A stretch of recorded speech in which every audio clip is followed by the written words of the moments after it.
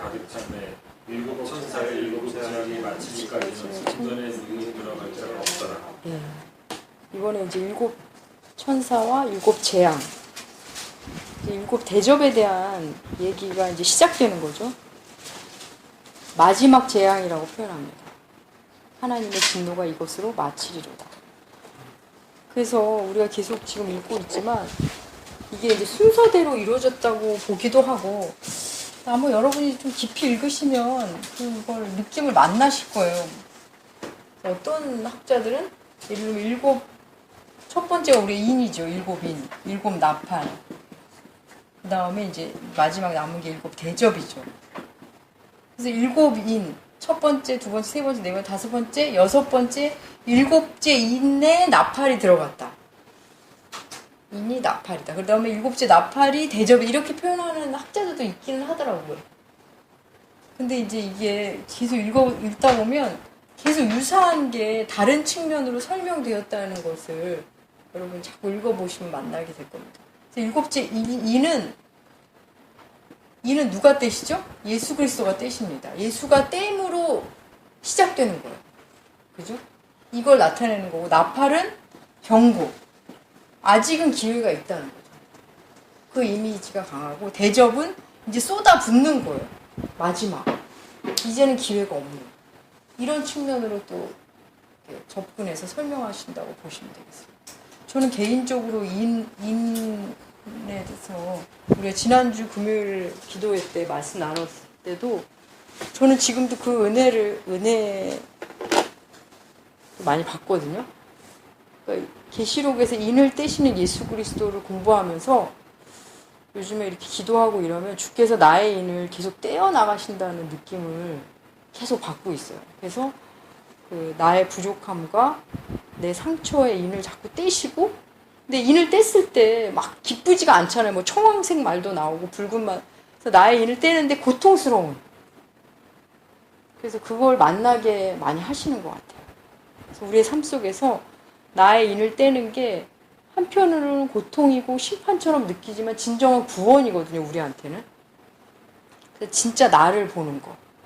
우리가 이제 이번 책은 자아발견과 영적 성숙이지만 다음번 책을 제가 이제 얇은 동화 같은 책을 하나 했는데 거기도 그런 유사한 게 나와요. 그것도 한번 나누었으면 좋겠습니다. 자아를 수용하는 게 얼마나 고통스러운 시간인지를 한 아이를 통해서 보여주는 건데, 저는 그 인을 떼시는 모든 시작은 예수 그리스도부터 시작된다는 게, 그래서 저는 우리가 엄마로서의 나, 뭐 남편으로서의 나, 이걸 제대로 모르는 것 같아요.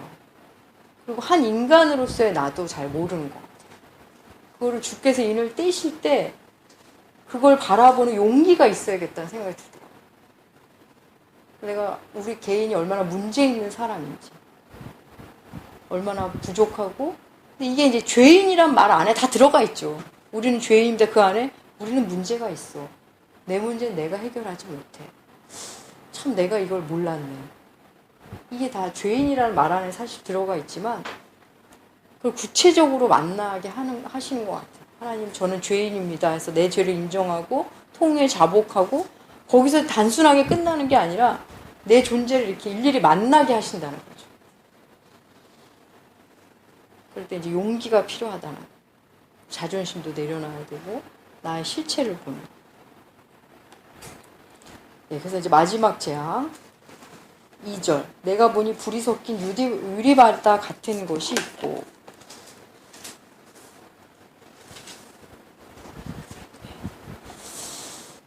다니엘서에 나온 표현인데 이것도 그냥 넘어갑시다. 여기서는 이제 짐승과 그의 우상과 그의 이름의 수를 이기고, 이게 다 같은 말이라고 말씀드렸죠. 짐승이 곧 우상이고 또 666도 다 같은 것. 그것을 이기고 벗어난 자들이 유리바닷가에 서서 하나님의 검은고를 가지고 찬 노래를 하는데, 무슨 노래를 하냐면 모세의 노래와 어린 양의 노래를 합니다. 여러분, 모세의 노래 혹시 기억나시나요? 출애굽기에서 홍해를 건넌 다음에 모세가 막 찬양을 해요. 그 다음에 미리암도 찬양을 하죠.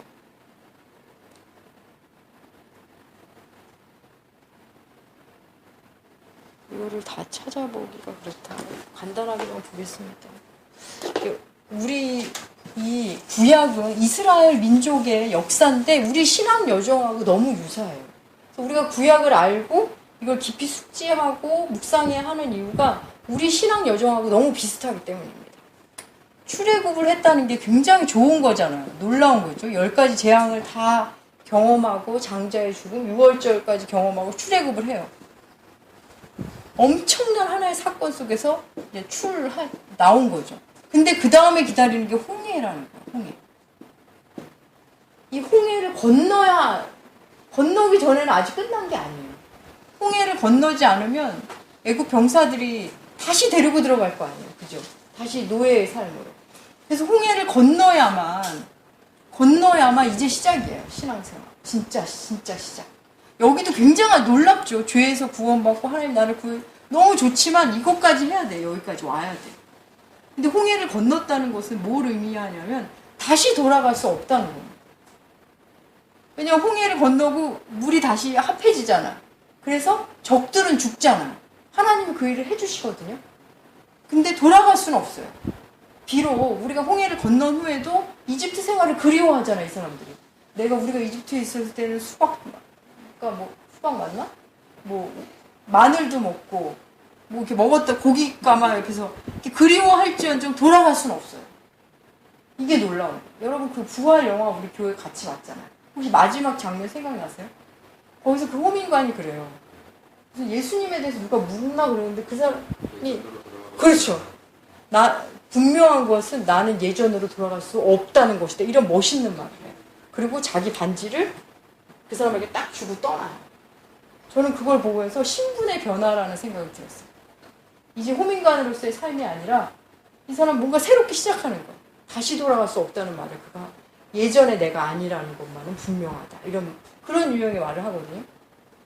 그래서 우리 삶에서 그래서 모세의 노래가 너무 중요하고 여기 계시록에까지 나온다는 거예요. 그래서 우리가 이런 거 하나님이 해주시고 했는데 아직도 여기서 그냥 발만 돌동 부르고 사는 사람도 있다는 거죠. 그래서 모세의 노래에 보면 모세의 노래를 한번 보겠습니다. 출애굽 15장.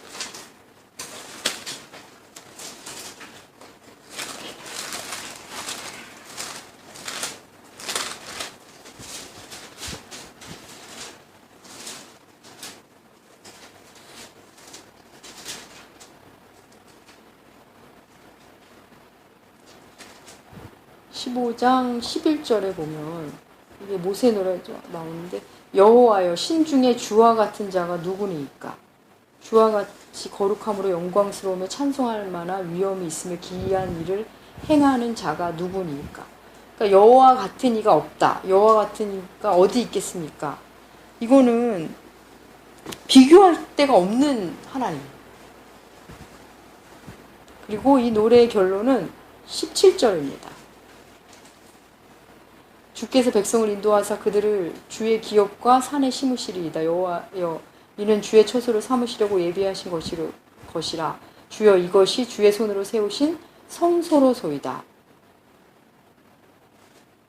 여호와께서 영원 무궁하도록 다스리시도다.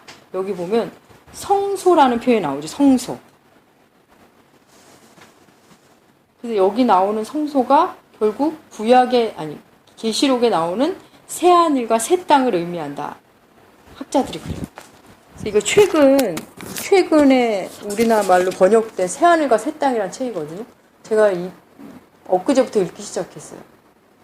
그래서 제가 좀 깊이 있게 읽고 한번 이제 후반부에 가면 새하늘과 새 땅에 대한 묘사가 나오거든요. 그래서 우리는 죽어서 가는 천국을 얘기하지만 계시록은 사실은 새하늘과 새 땅의 임함을 얘기해요. 우리는 땅과 하늘인데 새 하늘과 새 땅이 임한다는 표현을 새 예루살렘이 내려온다 이런 표현이 이제 후반부에 가면 있거든요. 그걸 가지고 열심히 연구하신 분들의 책이죠. 한번 저도 궁금해요. 새 하늘과 새 땅을 이런 분들은 구약부터 쭉 이제 이 개념은 구약에도 나오긴 해요. 이사야서에도 나오고. 그래서 다시 돌아오겠습니다. 여기 성소라는 표현이 나옵니다. 계시록에 보면 다시 오면 이 찬양은 뭐 나중에 보기로 하고요. 5절에 보면 증거 장막에 성전이 열린다는 표현이 있죠. 증거 장막. 이게 이단에서 이 말을 쓰잖아요. 그죠? 이게 성경에 나오는 표현인데 증거 장막은 그거예요. 이 광야 생활에서 할 때 예배드렸던 성막을 의미한다고 보시면 됩니다. 7 재앙을 가진 7 천사가 성전으로부터 나와 맑고 빛난 세마포 옷을 입고 가슴에 금띠를 띠고, 이 천사가 재앙을 가지고 있는데 성전으로부터 나왔대요. 그러니까 뭐 하나님의 명령으로 하고 있다는 거죠. 근데 그가 세마포 옷을 입고 가슴에 금띠를 띄었어요. 이거 누구의 옷이죠, 원래는? 제사장. 그죠? 제사장의 모습을 한 7 천사예요. 이건 율법의 실현, 하나님의 언약의 실현을 상징한다고 보시면 되고요. 7절에 보면 네 생물이 갑자기 나오죠. 네 생물. 이 네 생물은 누굴 말할까요? 4장 보겠습니다. 계시록 4장. 4장 7절에 보면 이 4장이 하늘의 예배를 보잖아요. 요한이. 그때 하늘의 예배를 볼 때 7절에 보면 첫째 생물은 사자 같고, 둘째 생물은 송아지 같고, 셋째 생물은 사람 같고, 넷째 생물은 독수리 같고, 이게 보좌에 네 생물이 있었다 그랬잖아요. 그죠? 이 네 생물이에요. 그러니까 이 요한계시록이 순서대로 안 한다는 의미가 갑자기 뜬금없이 이거 동시다발적으로 본 것을 이렇게 뭐라 그럴까요? 그냥 요한의 감동으로, 아니 성령의 감동이지만 요한의 그 뭐라 그러죠? 아무튼 순서대로 안 쓴 것을 이렇게 또 드러납니다. 7절 15장 7절 다시 오시면 네 생물 중 하나가 영원토록 살아계신 하나님의 진노를 가득히 담은 금대접 7을 7 천사에게 주니. 그러니까 이게 보좌에 있는 네 생물이잖아요. 이 7 천사에게 준 7 대접. 이게 바로 또 하나님의 뜻이라는 거죠. 하나님의 명령으로 지금 이루어지고 있어요. 제단에서 나오고 네 생물이 그렇게 하고. 8절 하나님의 영광과 능력으로 말미암아 성전에 연기가 가득하매. 성전의 연기는 항상 영광을 상징합니다. 7 천사의 7 재앙이 마치기까지 성전에 능히 들어갈 자가 없다. 이렇게 말하고 있어요. 그래서 지금 7 재앙은 반드시 이루어진다는 거죠. 반드시. 어느 누구도 막을 자가 없는 마지막 심판, 마지막 재앙을 말합니다. 근데 마지막 재앙하기 전에 모세의 노래와 어린 양의 노래를 부르고 있는 거예요. 그러니까 이 마지막 재앙이 어린 양을 따르는 자들에겐 재앙이 아니라는 거죠.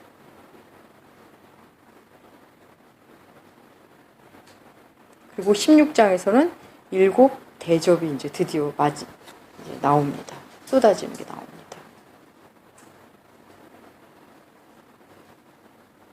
그리고 어린 양의 노래, 모세의 노래와 어린 양의 노래를 같이 둔 것은 모세의 노래가 어린 양의 노래의 그림자로 구약에서 나왔다고 보시면 돼요. 그래서 그 내용이 그 모세의 노래와 유사합니다. 3절, 4절이. 그래서 우리에게는 재앙이 아니지만 시온성 밖에 있는 사람들, 하나님께 등진 사람들에게는 재앙이죠. 그래서 그들은 이미 재앙 속에 있어요. 재앙 속에. 그래서 이런 재앙 심판은 자초한 심판이라는 거예요. 자초한 거라는 거죠.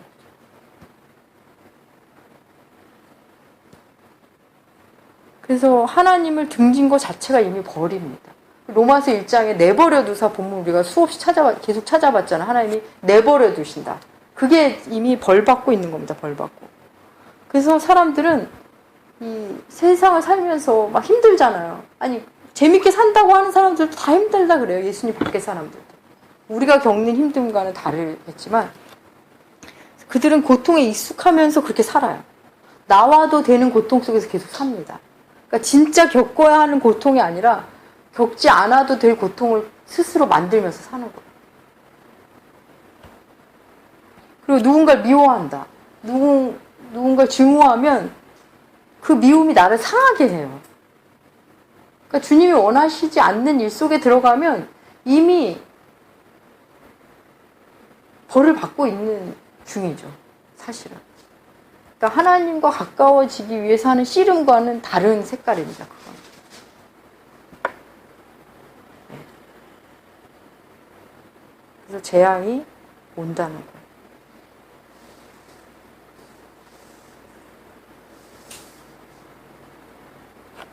그래서 사람이 이렇게 자연 앞에서만 겸손해도 저는 하나님을 믿을 수 있다는 생각을 참 많이 하는데 그렇지 못한 것 같아요.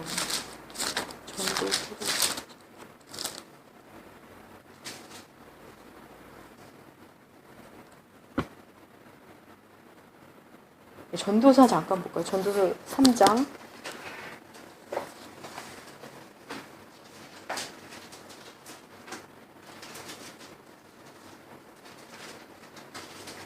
11절.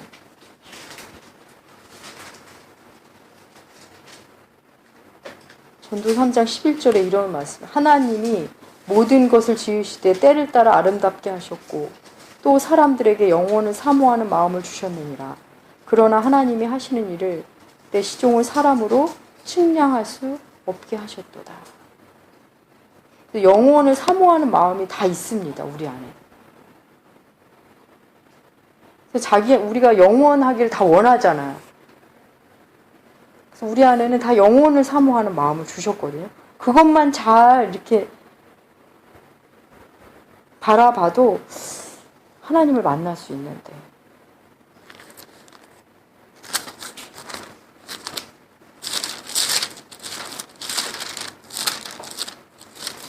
그리고 로마서 1장 잠깐 보세요. 로마서 1장. 로마서 1장 20절 보세요.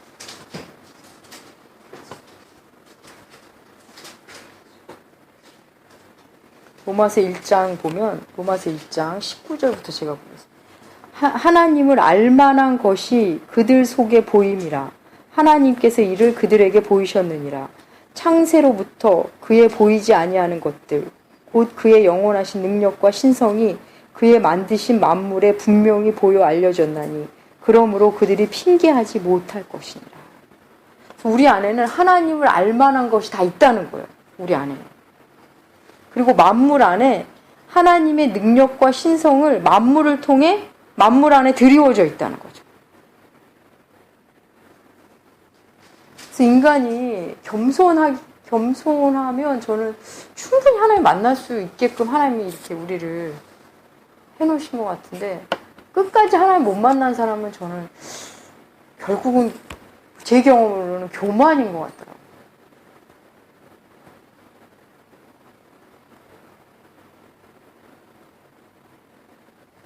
참 무서운 것 같아요. 그 로마서 1장이 아주 기가 막히잖아요. 21절에도 보면 하나님을 알되 하나님을 영화롭게 하지 아니하며 감사하지도 아니하고 오히려 그 생각이 허망하여지고 미련한 마음이 어두워졌나니. 그러니까 하나님을 알면서도 하나님 앞에 가지 않으면 오히려 마음이 어두워진답니다. 그래서 24절에 내버려두사, 26절에 내버려두사, 28절에 내버려두사.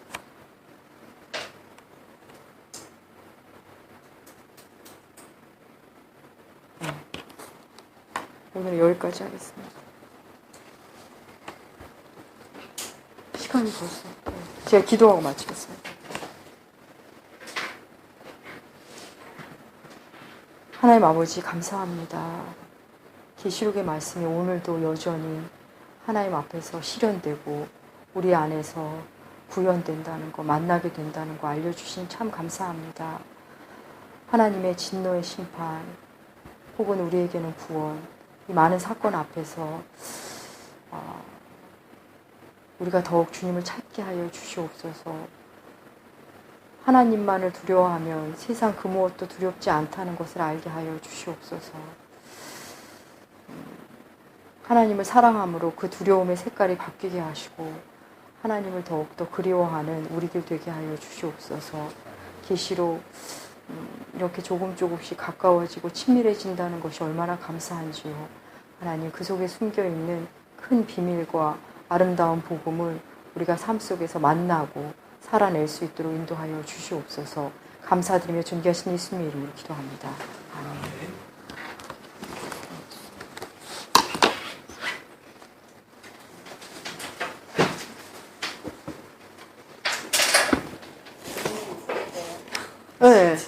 하세요. 이해가 돼. 식사당 내용이 예. 각국의 5장에서 예. 읽었던 내용이랑 진짜 인물이나 이런 게 조금 연관이 있는데 이거 같이 연관지어 생각해도 되는 거예요? 예. 그래서 이게 학자들이 이건 순서대로 기록된 게 아니다란 말이 많이 나와요. 그러니까 집사님이 연관된 거 찾으신 게 너무 좋은 거예요. 이걸 몇 번 읽으면 계속 반복인가? 이런 느낌을 주는, 너무 잘 읽으시는 거예요, 그게. 이어지는 게 조금 비슷하게 어. 가고 있는데 그리고 아까 목사님께서 말씀하신 눈을 떼는 건 예수 그리스도 나타난 경고의 의미 대전은 부으심의 의미라고 하실 때 저는 5장에서 검은고와 향이 가득한 등대적 7개의 성도들의 기도라는 게 담겨져 있다는 그 표현이 저는 되게 인상적이어서 그게 영상이 있었어요. 맞아요, 진짜. 진짜 너무 감사해요. 소름이 쫙, 왜냐면 제가 그걸 여기 감사해요. 다 해놨는데, 설명을 안 드렸어요. 네, 거기에 금대접이 나오고, 맞아, 연관돼 있어요. 그래서 그렇게 연상을 하니까 너무 아름다운 거예요. 그 부으심과 성도들의 기도라는 게. 그래서 그 다음에 16장에는 진노의 7대접이잖아요. 예. 같이 그런 내용으로 이게 연관이 지어질지. 궁금해지죠. 그렇죠. 우리한테는 진노가 아니죠. 그죠? 기도였으니까, 우리가. 네. 예. 진짜 아주 잘 읽고 계신다.